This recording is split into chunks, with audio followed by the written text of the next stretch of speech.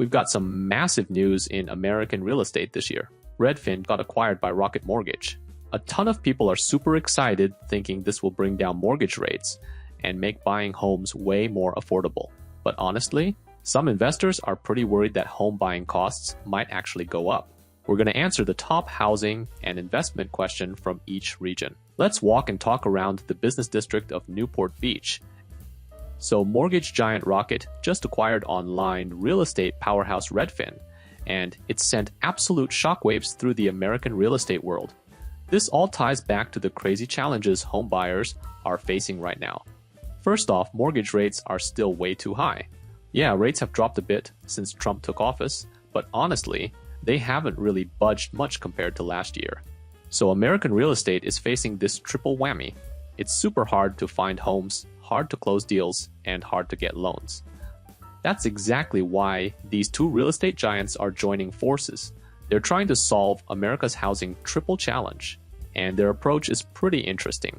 Redfin has this massive audience, 50 million monthly visitors and realtors across 42 states. They can funnel all this personal homebuyer data directly to mortgage leader Rocket. And Rocket's whole thing is quick online approvals and fast loans. By using AI to match loans with available properties, they're completely changing the American real estate game. The home buying process is basically becoming one-stop shopping. Think about it. In the past, when we bought homes, we had to deal with different people at every single step. From finding properties to viewing them, making offers, getting loans, inspections, closing. It was a mess. Good real estate teams might handle the first 3 to 4 steps together with some loan and inspection partnerships. But now there's a platform that can seamlessly connect the entire process with transparent fees. This should massively reduce the chances of hidden property issues. Sounds too good to be true, right?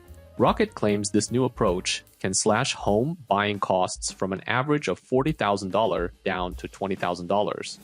They're saying no middleman markup. But let's be real, they're basically becoming the super middleman themselves. They want to keep all those juicy middleman profits instead of sharing them with others. So here's my concern: this monopoly could seriously reduce competition. You'll have fewer choices on the platform. Like, you might get a low-interest mortgage that looks awesome, but then you're forced to buy super expensive insurance that jacks up your ongoing costs. Or maybe you get a no-hassle loan, but you have to use their designated inspection company, and you lose control over the appraisal. If that happens, how can regular people like us protect ourselves in this new real estate game? Regular folks can't fight platforms. It's pretty much impossible. So I think we really have just two options. First, don't get emotionally attached to platforms. Whether you like them or not, give yourself more choices. Zillow and Realtor are two other major real estate platforms competing with each other. No matter how amazing the promises of a monopolized market sound, you might eventually get stuck accepting certain terms. Second, in this algorithm-driven world, be super careful about platform recommendations. Most algorithms aren't designed with your best interests in mind. They prioritize the platform's profits. If you think buying a home online is super convenient and simple, and you're getting this amazing deal, definitely ask yourself if you might be taking on some hidden risks elsewhere. Think more, look more, and then decide if it will truly benefit your home purchase. Drop your thoughts in the comments. What crazy experiences have you had in today's market? Feel free to share. Alright, let's check out this month's housing price trends. The overall median home price in the US is now $379,000. We'll go through cities from the Northeast to the West Coast and tackle some questions from each region, starting with the Northeast, New York. This month's median price is $757,000. Boston, $711,000. Philadelphia, $274,000. Montgomery, Maryland, $592,000. Hartford, $350,000. Providence, $477,000. Let's address a question about the Northeast region. What strategies would be effective for someone who has lived in New York for 10 years and now needs to buy a house quickly to accommodate parents moving in? What approaches might help in successfully purchasing a home in this challenging market? Truth is, Both California and the Northeast have always been hot markets. It's not about one being hotter than the other. Both have super limited housing supply and built-up areas with barely any room for new construction. The properties in these markets hardly ever turn over. You have to compete for homes in both New York and California simply because inventory is so scarce. Anyone planning to have parents move in soon and needing to resolve this between March and July is right in the middle of peak buying season. This short-term cycle happens literally every year. Even back in 2008, this pattern was evident. In the first half of the year, families scramble to buy homes before the school year kicks off. Here are my 3 suggestions. Try widening the search area to look at regions around New York. Adjust expectations. For someone shooting for a single-family home with a big yard, maybe lowering standard a bit and checking out townhouses or duplexes would be beneficial. When competing for single-family homes, one will face crazy cash competition, but with townhouses, there might actually be a shot at winning with an offer. Look for urgent sale listings. In America, these often pop up from divorces or asset divisions where people need to sell quickly. Asking a realtor about these opportunities could be worthwhile. In the Northeast, incomes are pretty high, so more people can afford to compete for homes even with these insane interest rates. Let's see how Southeast residents feel about the competitive housing market. Now for the Southeast, Raleigh. This month's median price is $422,000. Charlotte. This month's median price is $459,000. Charleston. This month's median price is $443,000. Lexington, Kentucky. This month's median price is $326,000. Louisville. This month's median price is $259,000. Nashville, Tennessee. This month's median price is $456,000. Knoxville. This month's median price is $392,000. Atlanta. This month's median price is $385,000. Here's a question about Atlanta real estate. For someone in Atlanta who needs to change houses quickly for children's schooling, if interest rates drop later, will prices really get snatched up like everyone's saying? Current stats show that over 54% of people would jump back into the housing market if rates hit 5.5%, which could definitely drive prices back up. Regarding changing houses now, 1. Obsessing over perfect timing is nearly impossible. 2. Refinancing a mortgage later is worth considering. Buying now might mean higher interest rates, but if rates drop to 5.5% next year, as some predict, refinancing could provide some breathing room. For all questions about primary homes, especially for families with kids or elderly parents living together, always remember that family needs should be the number 1 decision factor for changing homes.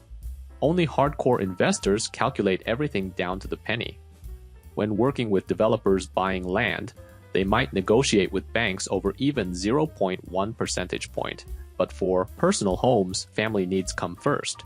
Kids only have one childhood and parents only retire once. Understanding this perspective can help reduce stress about timing the market perfectly. Actually, there are factors more frustrating than interest rates. Property taxes and insurance costs are brutal. That's why Florida residents are particularly interested in Florida's plan to eliminate property taxes. Now for Florida, Tampa. This month's median price is $365,000. Jacksonville. This month's median price is $365,000. Miami. This month's median price is $576,000. West Palm Beach. This month's median price is $533,000. Orlando. This month's median price is $400,000. Fort Lauderdale. This month's median price is $464,000.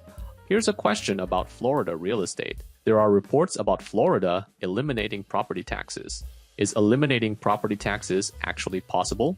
Florida's governor, after getting snubbed by Trump, is making big moves that really appeal to voters.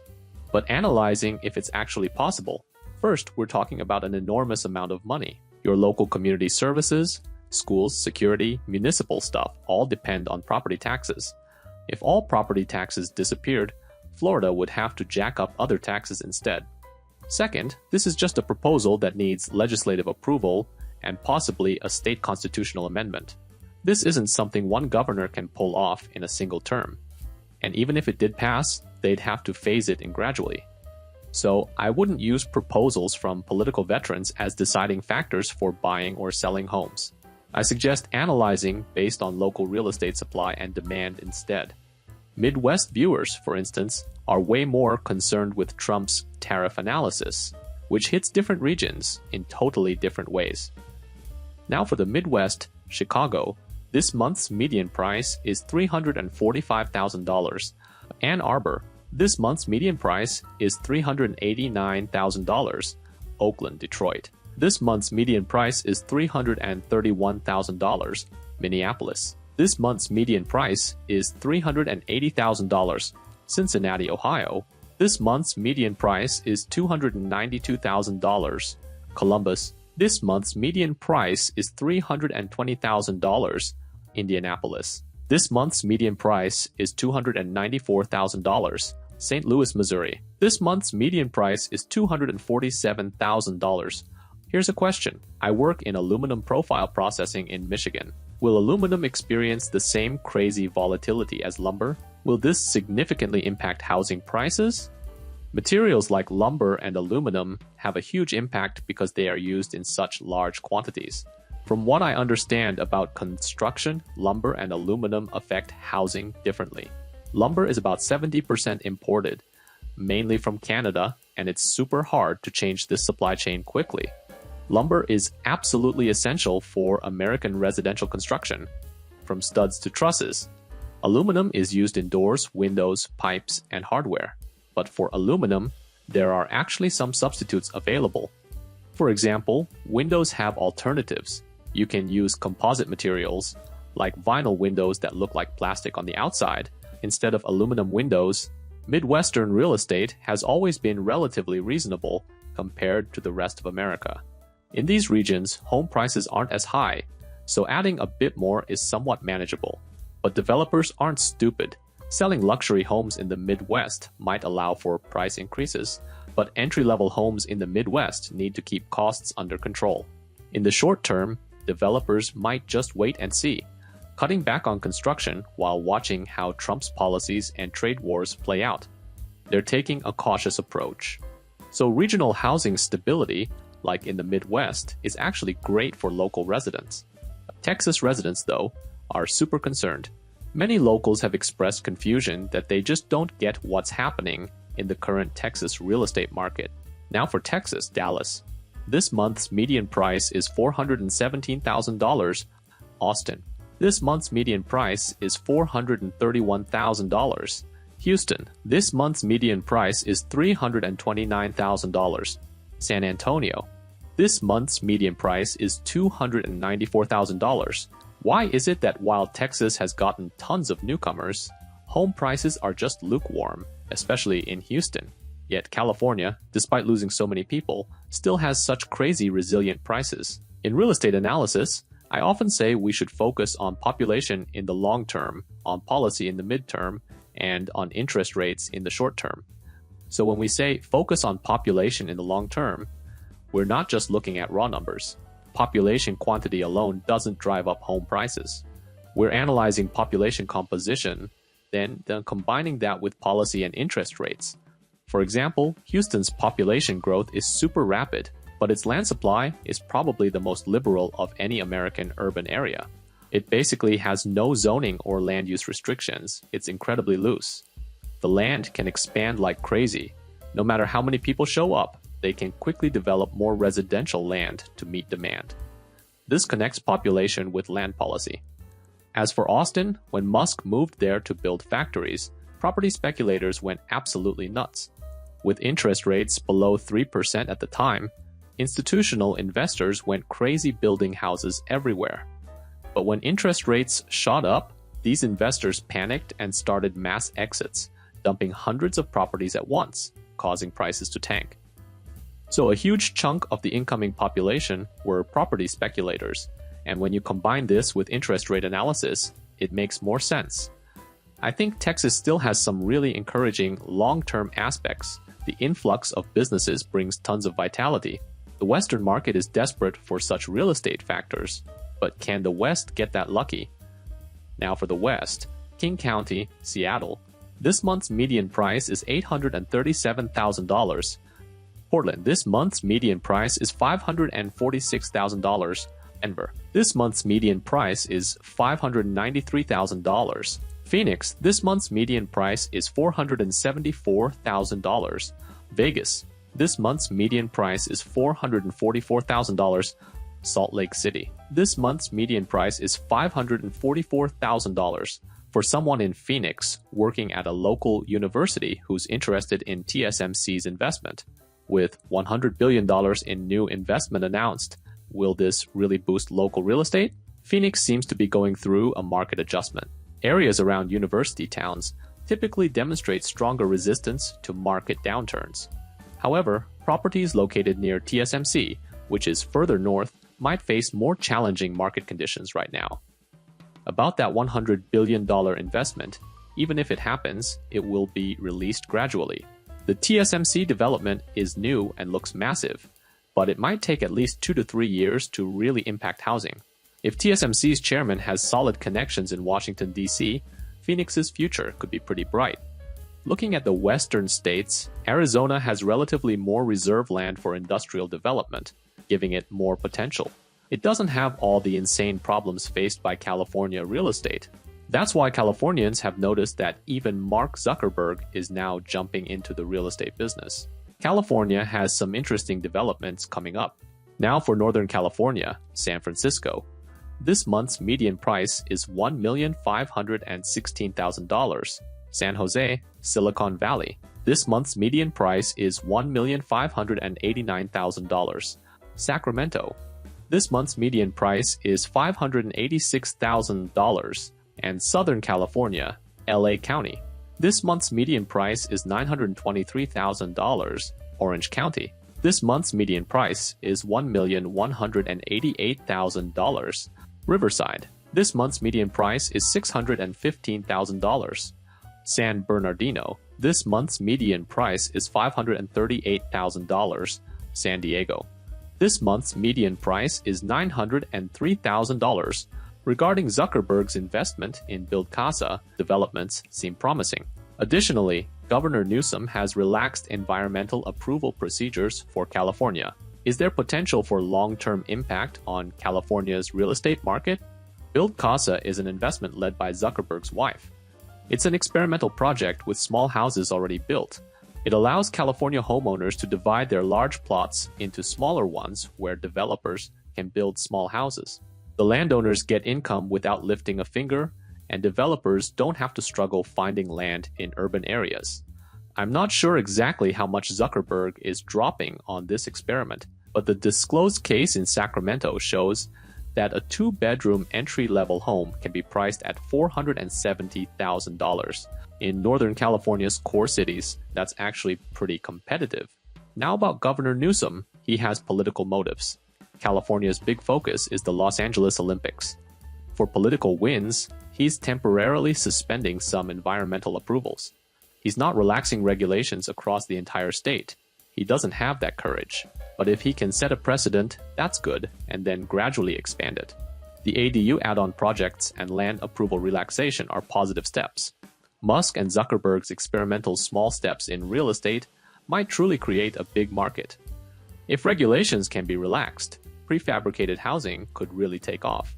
The issue isn't lack of market demand. Tons of people need affordable housing. The problem is that environmental and land use thresholds are way too high. After researching across various regions, including Europe, I'm super disappointed with California's property management. California's technology is cutting edge, but its public welfare and housing management is extremely backward. So regardless of whether you like Zuckerberg or Musk personally, I hope their innovation and investment resources can help California's housing market. Wealthy people can build mansions in Newport Beach, renovate, and sell for profit. But you also need to give middle-class families and entry-level buyers some hope for housing. I believe these two real estate investing moguls are largely driven by strong internal interests, not by real estate profits. but by reducing their recruitment costs. So California has way too many problems. Drop your thoughts in the comments on whether moguls like Musk and Zuckerberg can actually change California real estate. If you found this helpful, smash that like button and subscribe. Hit that notification bell so you don't miss next week's episode. See you guys in the next one.